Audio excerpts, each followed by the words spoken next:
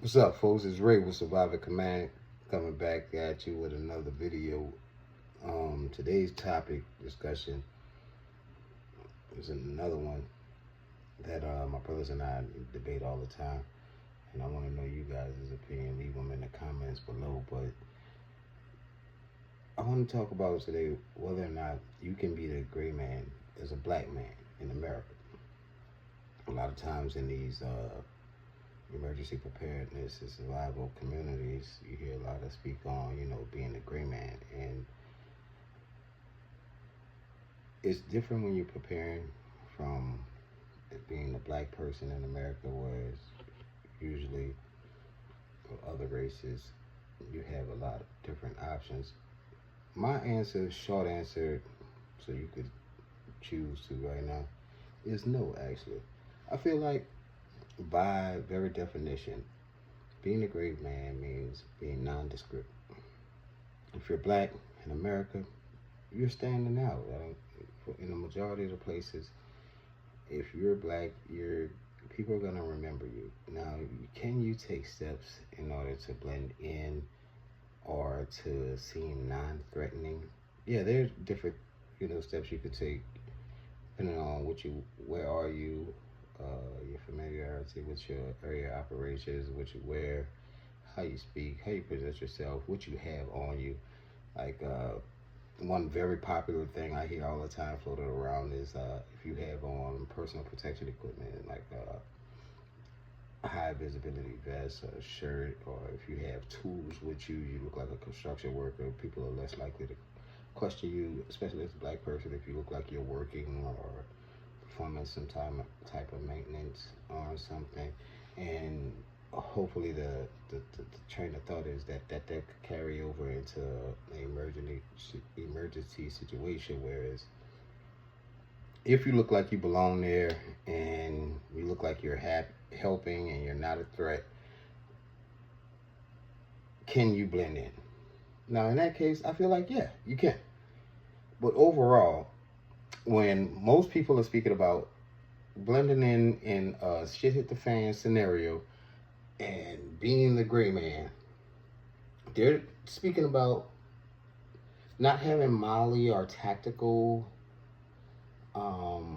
bags or accessories, not wearing full kit. People are speaking of things such as not having any visible weapons in order to not seem like a threat, and to be less of a target. My school of thought, my way of thinking, my opinion is that if you are black in America, regardless of what steps you take, you can be and will be perceived as a threat by some people. So that kind of drives my way of thinking. Like, do I feel like where I am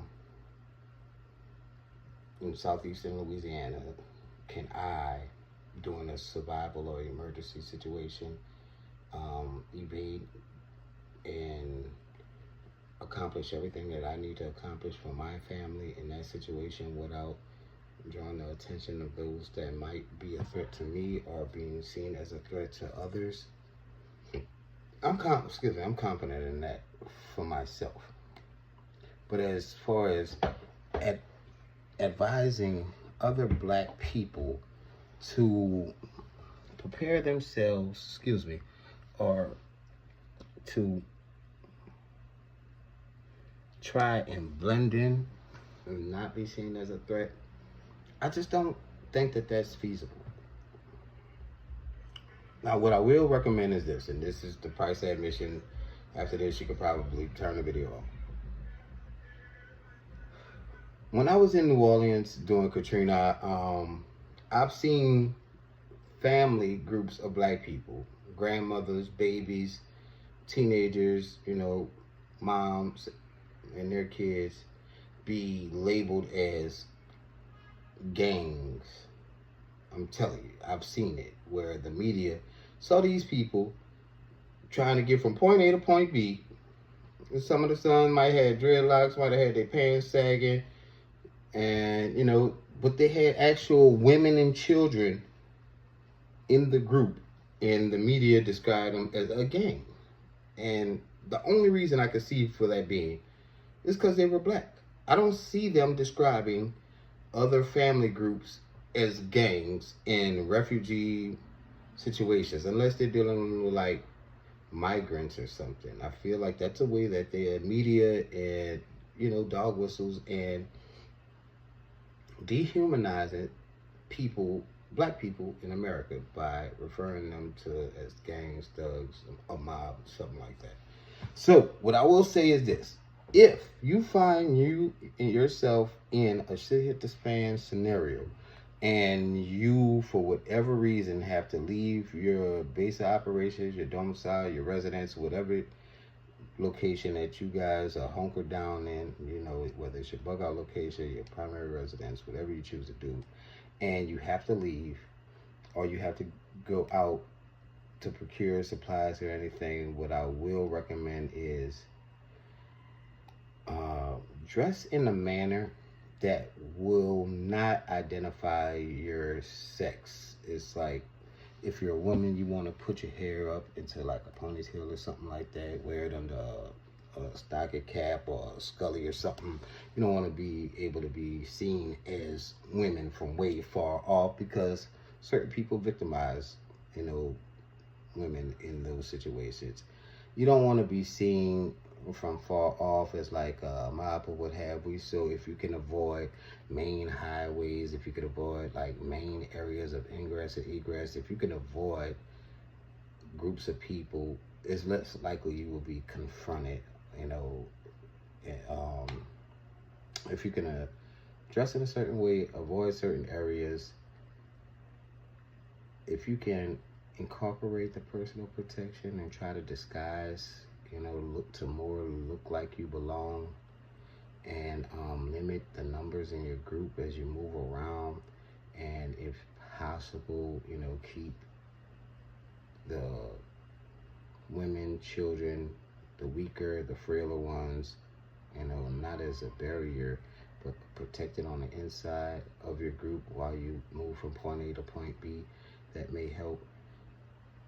Try to seem as much like a family and less like a fighting force, but try to have as much capabilities that you're not a soft target whenever you do.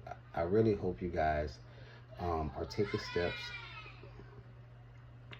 in this current climate to protect yourselves, protect your families, prepare yourselves, putting up extra food, putting up extra water, accumulating ammunition, beans, bullets, band-aids, the basics, so that you can understand, that no one is coming to save you, not the government, not anyone else. You are your own rescue, you're your own first responder. You have to be of the right sound mind and body to provide and protect for yourself and your loved ones. There's no one that's going to do it for you. So please start incorporating that way of thinking into your everyday life.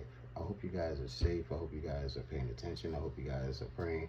And I hope you're leaning on each other and start in your prepper pantry and your survival social network, so that you're not trying to face things alone.